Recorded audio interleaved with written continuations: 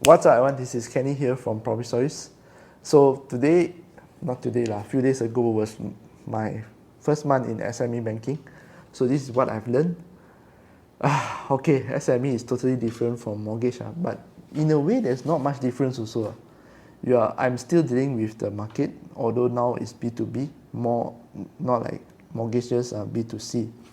And the biggest difference I can see is the customer, the clientele. I deal with a lot of business owners, especially business owners in here. So business owners, they have their own lingo, they have the way they think about their products and how it helps the product. Business loan is totally different from the way the consumer who buys a house, right, mortgages, take a loan.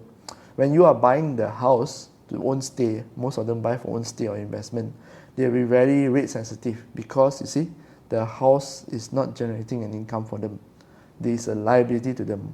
Okay, but business owners, once they take a business loan, is usually to expand their business. So business loans it helps with their cash flow, it helps with their business expansion. So there's a big difference there. The second one is that how I acquire customers. Last time, right, if I got no sales, what I'll do is just I stand at developer's office every weekend, from morning to evening. If I got no sales and I want sales, right, desperate for sales, that's what I do. If you sit there, definitely the developer will have sales on the weekend and will pass to you. And here, there's no place for me to stand. Okay, even though I want to stand, there's no place to stand.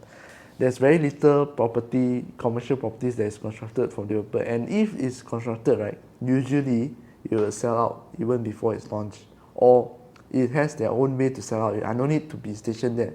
Okay, these people that just goes to show that the people that actually buy these commercial properties, the business owners to expand their business, like a factory example, is different from buying a house. Again, buying a factory is an asset because it adds to your business. You increase the capacity, produce more money, everybody wins. While you buying a house here, the house is actually sucking your money away.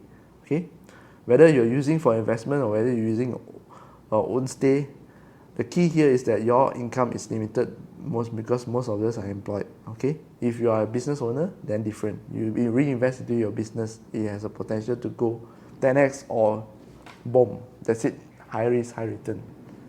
So mentality totally different. I've also learned that when it comes to evaluating whether a business can borrow, it's totally different from the one that I'm used to. It's consumer banking, right? It's very straightforward. 3 months payslip, I see bank statement, in EPF, and you're done. It's an employee, most of them are employee, right? Even the business owner also, I don't have to see so much. It's very easy to evaluate. This one is different. I'm evaluating a company. Okay, I need to check some of the places are like what share equity, paid up capital, all these terms I need to know, DSCR.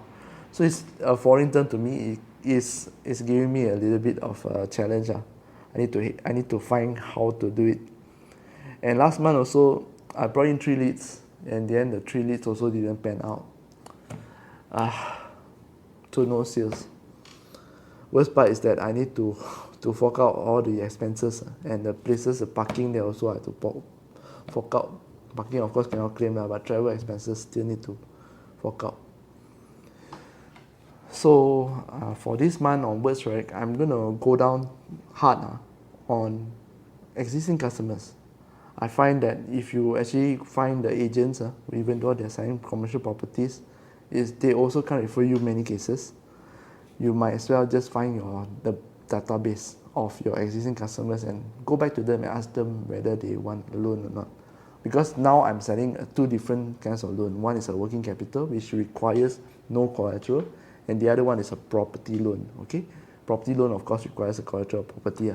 And one more jarring difference I find between the retail and also the commercial now, I'm doing commercial banking, is that the way the client is referred to you. Most of the time when you approach the property agent, right, that's where you get the people referred. They want to buy house, they need a banker, so the agents will refer to you. Here no, most of the customers that buys these commercial properties, especially a factory, a shop lot, they have their own banker. So agents may not refer that many to you, okay?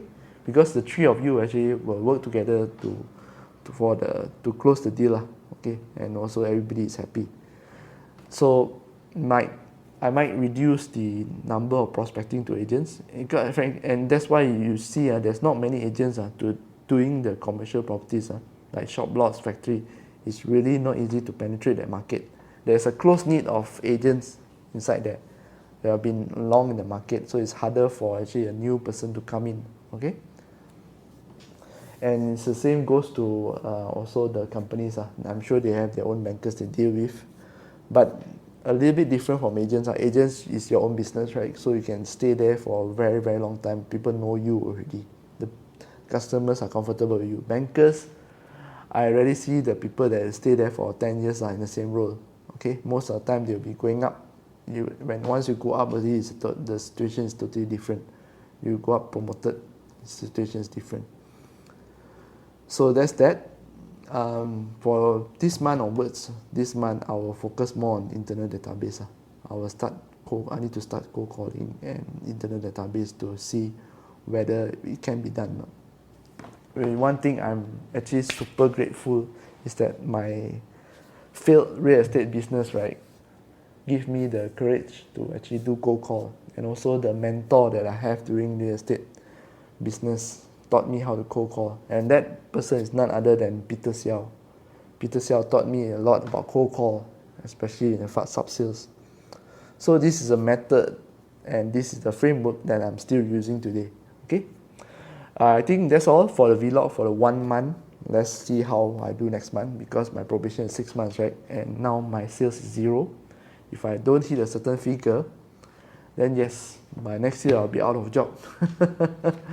So if you are watching this and you're a business owner, or if you know any business owner who's looking for working capital or property loan, I would appreciate it if you can refer them to me. You can just click the link down below and we can start talking. Okay? Thank you so much. I'll see you again next video. Bye bye.